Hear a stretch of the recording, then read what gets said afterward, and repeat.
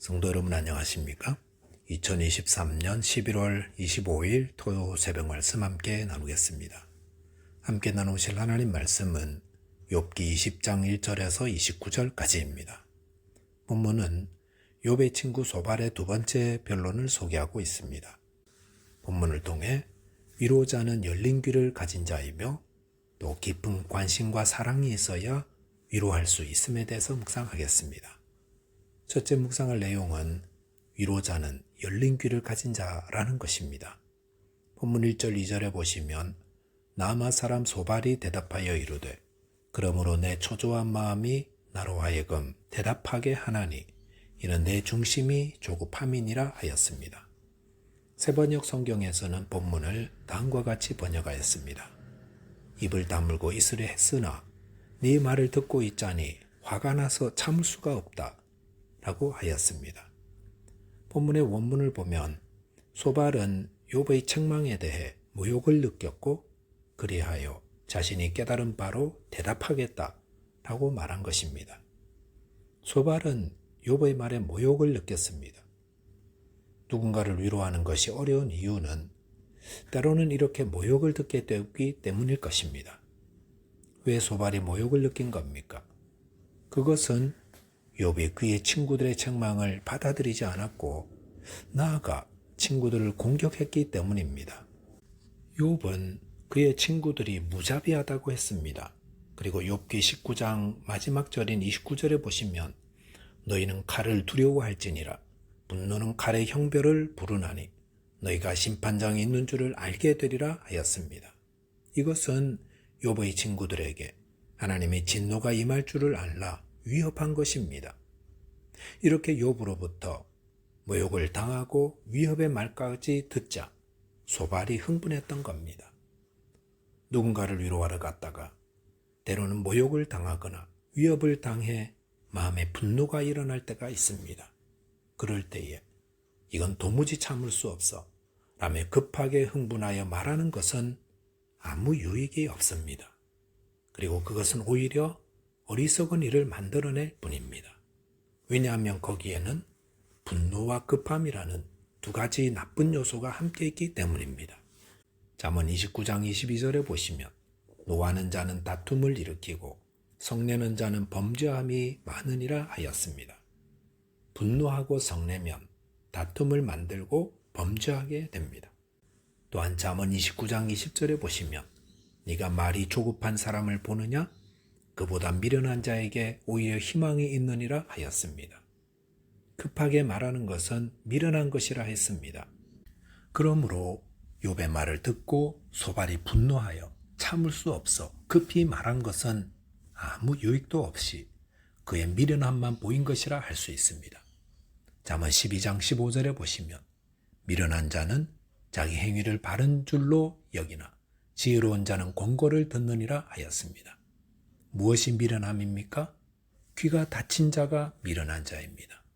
지혜로운 자는 권고를 듣지만 미련한 자는 귀가 닫혀 있습니다. 그 말은 내 생각만 옳다고 여기는 겁니다.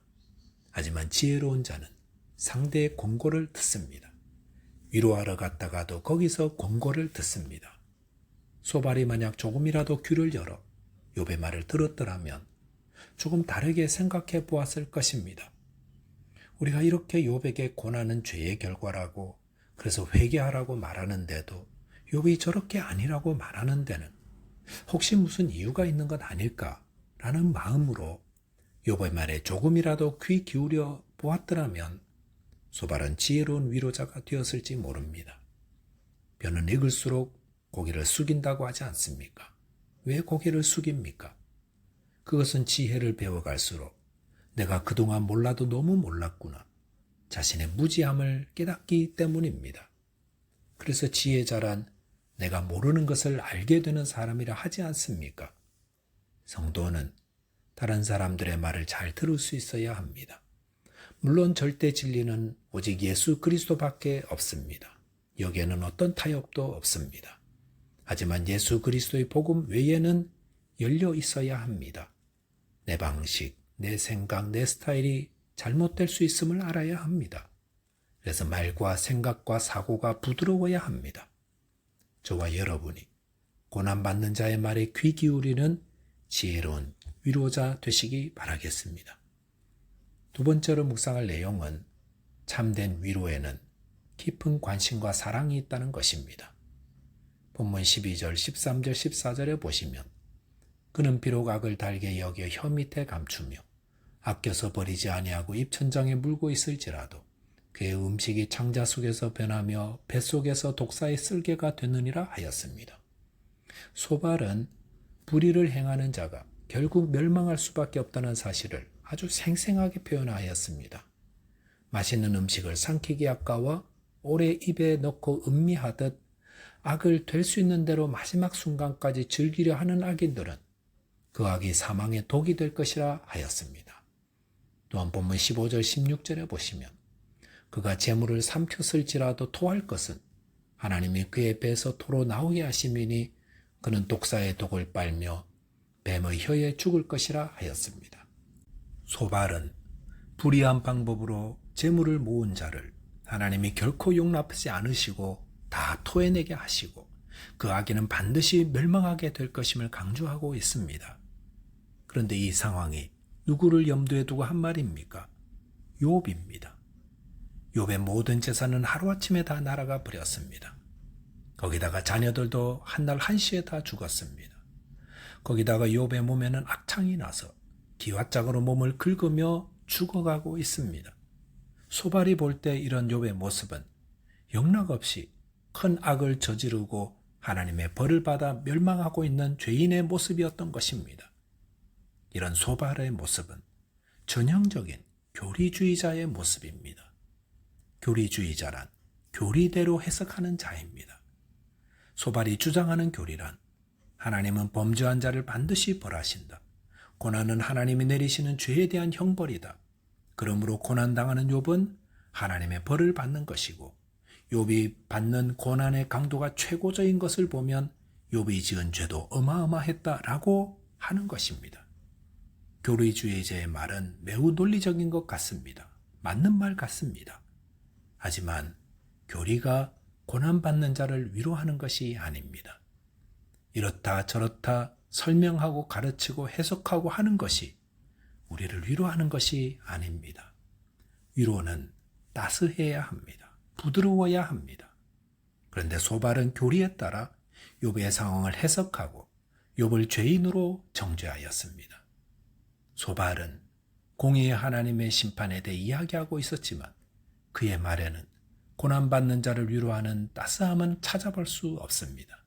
그러니 하나님에 대해 열심히 말은 하지만 고난받는 자의 아픔에는 조금도 다가가지 못하고 있었던 겁니다.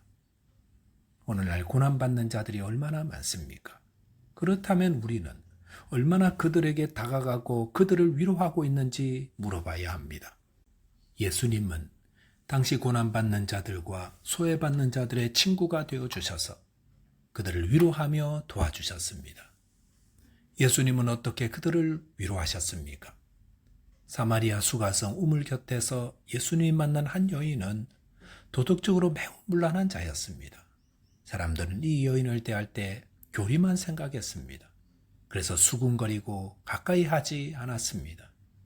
교리만 생각하면 사람을 정죄하며 멀리하고 수군거리게 됩니다. 하지만 예수님은 그 여인에 대한 깊은 관심을 가지고 계셨습니다.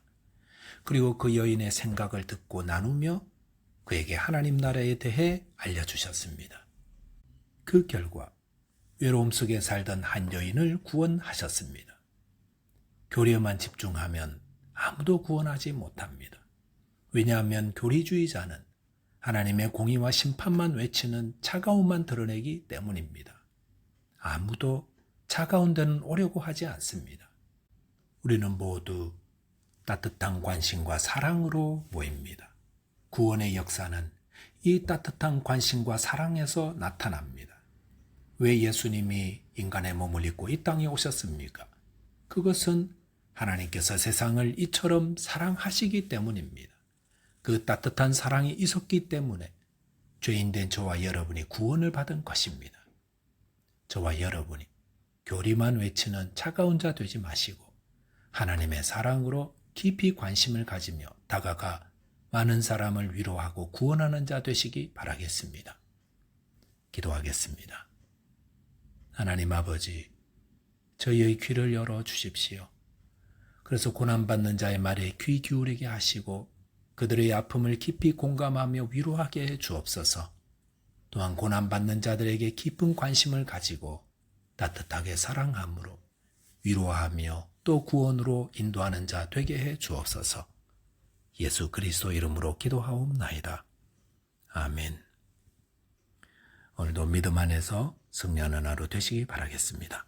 감사합니다.